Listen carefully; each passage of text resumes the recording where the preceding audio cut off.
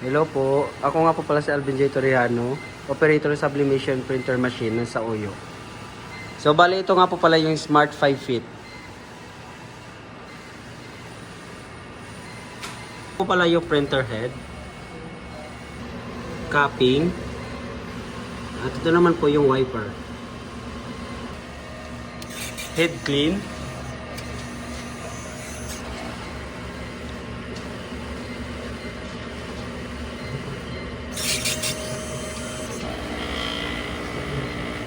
after po ng cleaning, kailangan po natin punasan yung wiper.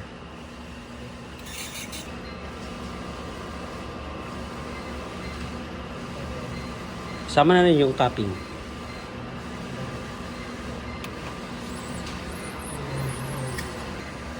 Nozzle check.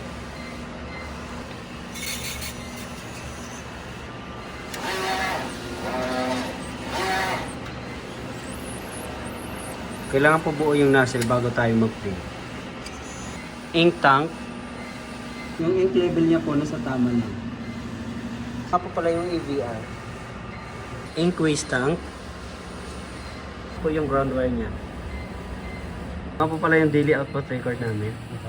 Ito naman po yung sa consumables.